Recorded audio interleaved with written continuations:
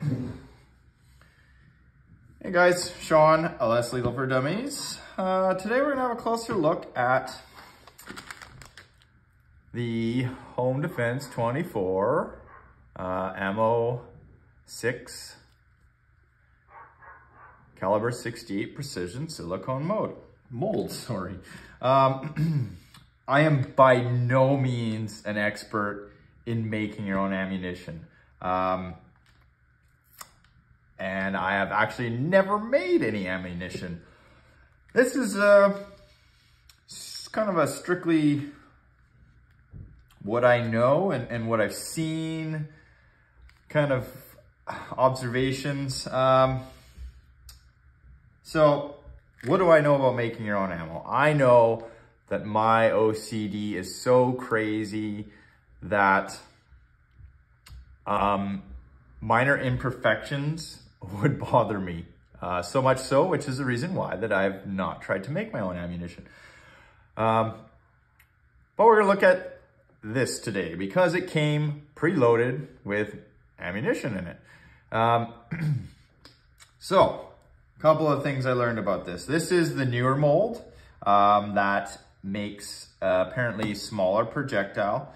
Advertises 7.3 millimeters, sorry, 17.3 millimeters, which roughly equates to 0.681-ish, 682, we'll call it 682, 0.682 bore.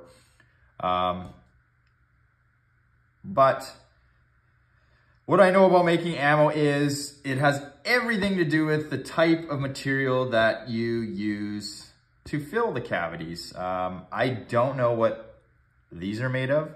I know people use epoxy, wax is another one, hot glue. All those types of materials have different expansion and contraction rates. So even though this mold says it makes 0.682 bore projectiles, depending on how they cool and so on and so forth, that can vary in quite a bit actually. Also the care that goes into pouring your molds can also make a difference. You know, you don't get any swelling, over pour. All those things affect bore size when making your own ammunition, which is kind of why I stick to commercial stuff. And it's just a thing with me, guys. But what do I know about this?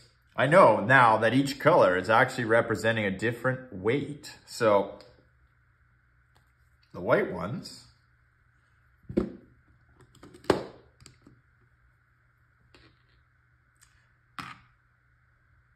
9.18,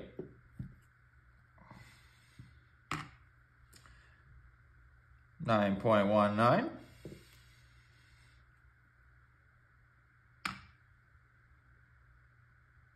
9.23,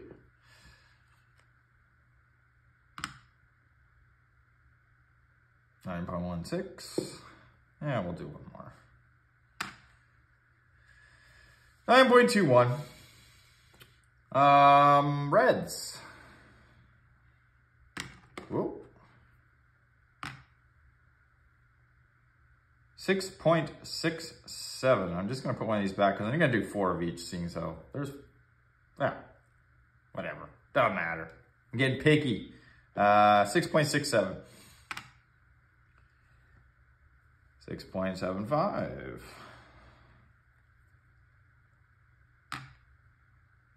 6.75.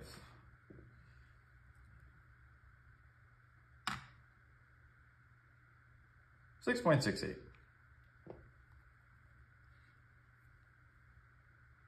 Blues. 4.84. Come here.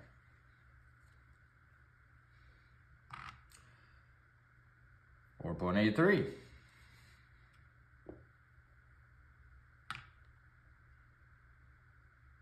4.86.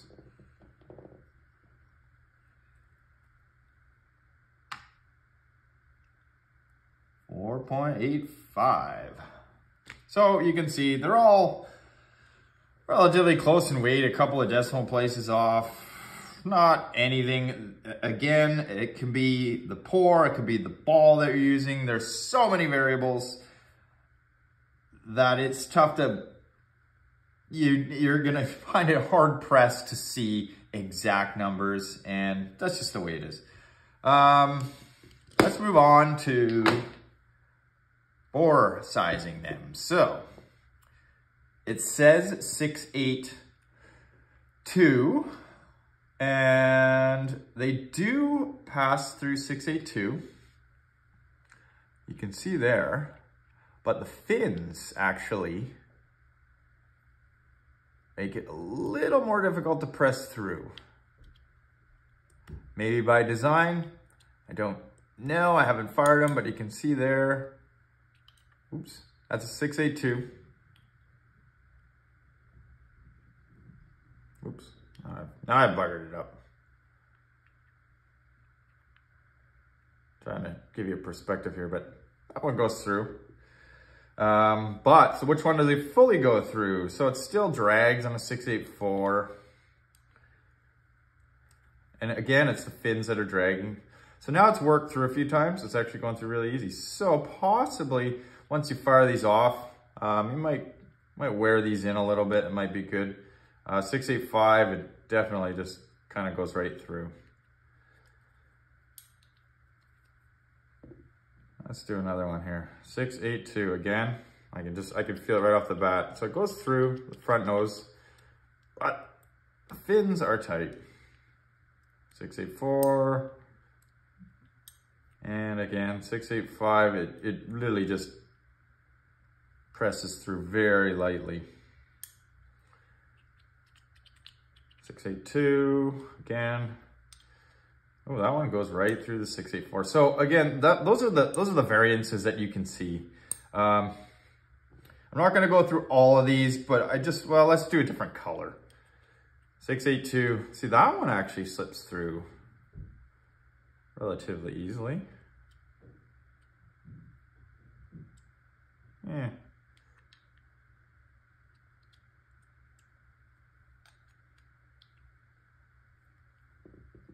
We'll do blue one. 6.82. Yeah, it's kind of the same on this. It catches just right on the ragged edge of these. So, you know, that could just be little spurs from the pour. 6.84 goes, pretty much just fell right through there. Point being, you can't be too picky with these. I mean, the best course of action is probably just to use a slightly oversized barrel. This here is a 6.84. This is the most common barrel I use, so whether they fit or not, I'm forcing them through this. But I wanted to show you how they go through. So we are gonna test fire these. So that one,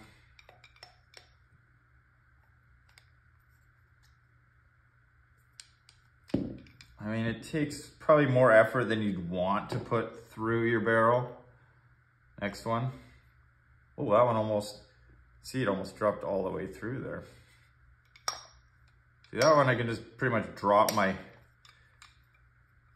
wooden dowel here and it almost pushed that round all the way through. So that one's a little bit looser. Let's put that one aside actually. Let's do that. Another one, that one you can see is pretty tight. But it's, I mean, it goes through. Again, that one's a little tight. So as it stands, these are probably best suited for a 6.86 or a 6.87 barrel.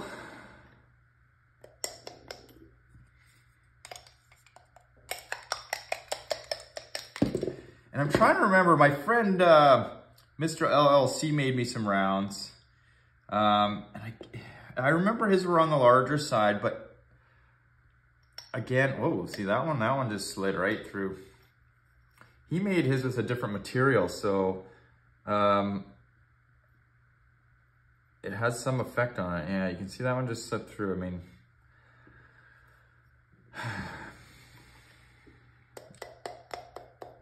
same color, different tightness. Oh wow, one falls right through. You know, I'm gonna be honest here, guys. I don't like shooting the light rounds. So, ooh, that one's really tight in there. Oh. So I think I'm just gonna, I'm gonna use the, I'm just gonna shoot the white ones. We know they're 9.18, we'll call them. That one almost, no. The white ones are 9.18, so that is what we're going to go with, yeah. Like I said here, point being, the rounds are only as good as you make them.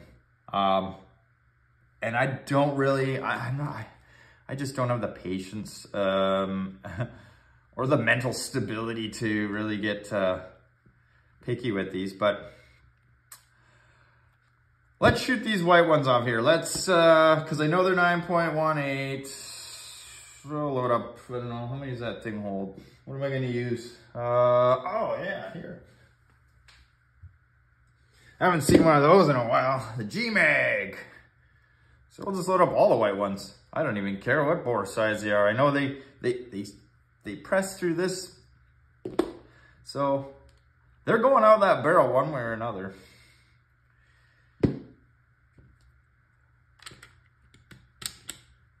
One, 2, 3, 4,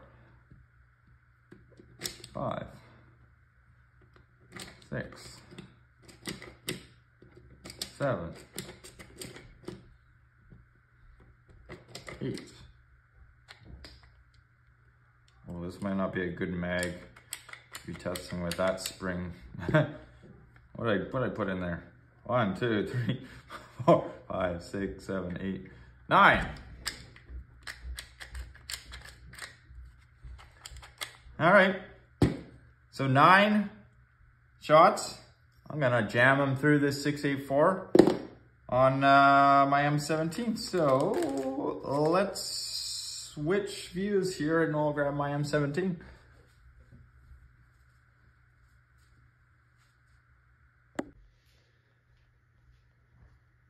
Alrighty, M17, check. Stubby little big shot. Assault. This was one that I just hacked off. I am still running the silicone bumper in here. And I have my heavy bolt spring. What do we got next here? I'm still having a problem with my detent. This one is shimmed. I imagine it's probably not going to spit one of these guys out because they're not round, but bear with me. Some actual printed detents for the M17, hopefully coming soon. I don't know why nobody's jumped on this already, but somebody has now. Yeah, what are we gonna do? 850 PSI output. Full bottle.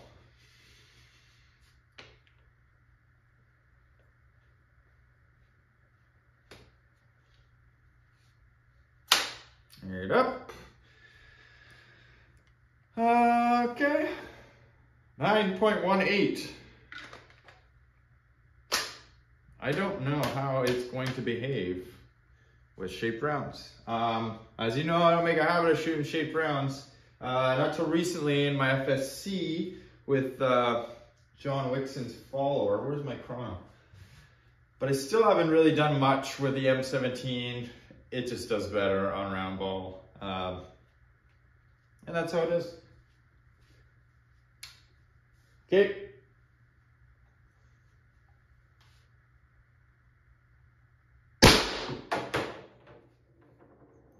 .302.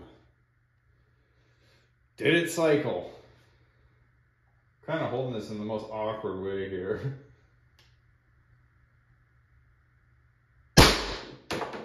Ooh, 256. So you can see the real difference there in the swing. More than likely, that is friction in your barrel.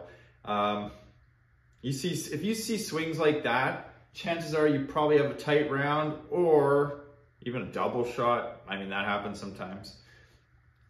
Keep an eye on those things. Sometimes tails like that are tells.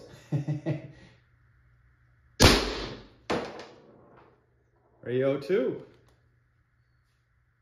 It is cycling though. That's good news. Another kind of odd duck there.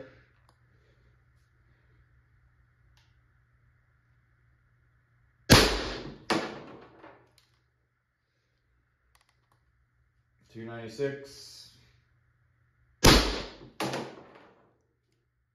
300.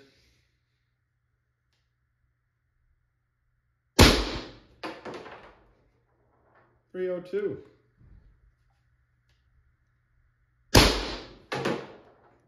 300.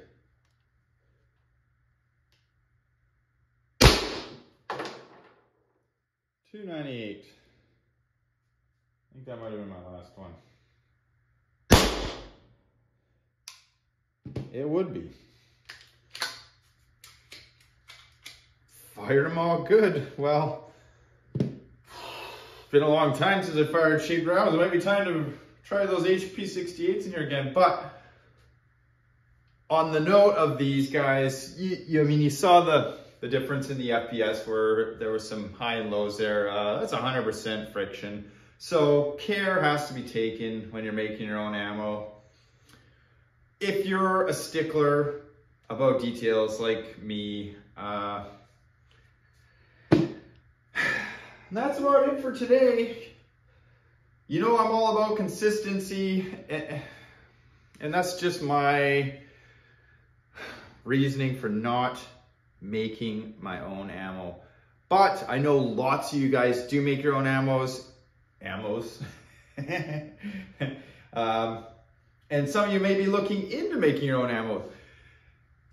This mold is definitely, I've seen a lot of videos, people squeezing these things out here. You don't need any oil, no pre-treatment for these. Just drop your bearing in, squirt in whatever you're using, and let it set, cure, cool, whatever the material is that you chose. And you literally just push them out like that. So,